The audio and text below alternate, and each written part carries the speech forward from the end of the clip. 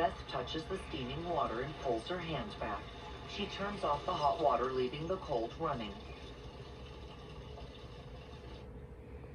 Dan passes the flickering living room fireplace and enters the kitchen, where a kettle sits on the stovetop.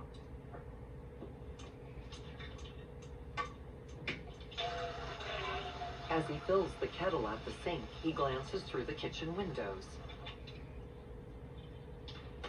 He sets the kettle on the stove, then steps over to the back door and locks it.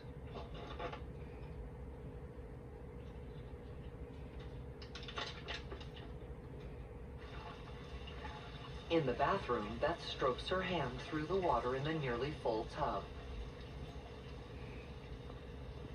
She picks a crystal bottle off a crowded windowsill and stands at the sink.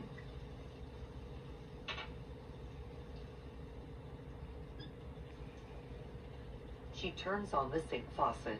Steam clouds the mirror, and she uses the sleeve of her robe to clear it. In the reflection, she sees Alex standing behind her.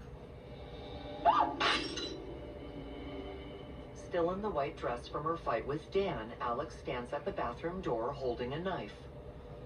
What are you doing here?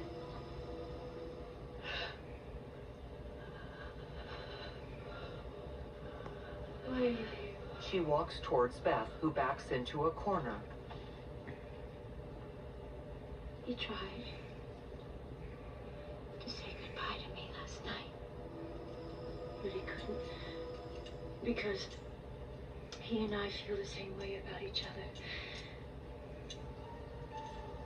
You know how it is when you meet somebody for the first time. Beth watches Alex pick at her own leg with the knife. And you get this instant attraction. Downstairs, Dan saunters over to the fireplace, standing in front of it with his hands on his hips. Don't you think I understand what you're doing? You're trying to move him into the country, and you're keeping him away from me. The tub starts to overflow. And you're playing happy family. But you Alex draws blood on her own leg. wouldn't understand that because you're so selfish. He told me about you. Blood drips. He told me about you. He was very honest. Downstairs, Quincy, lying on the floor, looks up. A wet patch on the ceiling starts to drip. Dan picks up one of Ellen's fruit strips and peels off the back. You weren't so stupid, you know that, but you're so stupid. You're just so stupid. You're a stupid, selfish bitch. Alex thrusts the knife in the air. Downstairs, Quincy laps at a puddle of water on the floor. Alex rubs her forehead with the hand holding the bloody knife. She starts stabbing at Beth. The kettle boils downstairs as Beth blocks the knife with her cast. Beth strikes Alex with her cast, sending her sprawling and knocking the knife to the floor. Beth kicks as Alex tries to grab her. Dan looks up and rushes out of the kitchen. Holding Beth's leg with one hand, Alex reaches for the knife. She grabs it and stabs, missing Beth's leg and penetrating the floor. Dan bolts up the stairs. He pushes Alex back against the mirror, breaking it. She slashes at him, driving him back into the tub. With blood on his shirt, he pulls the shower curtain in defense, and she stabs into it. He kicks her, sending her flying into the door, then runs to her, ducking her wild swing with the knife.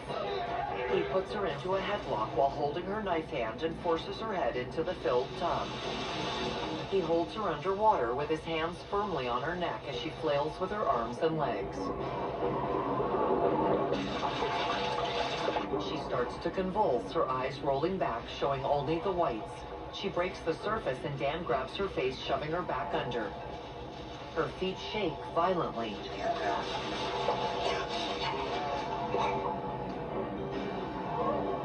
At the bottom of the tub, blood oozes out of her mouth along with a stream of air bubbles. Her hand holding the knife falls still at her side. A few air bubbles ripple the surface of the water, which then goes still. Dan stares down through the water at Alex's blank eyes.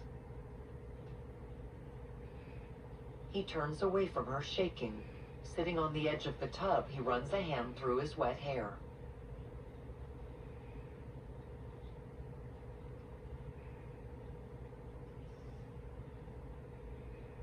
Water continues to flow from the tap into the tub over Alex's still face.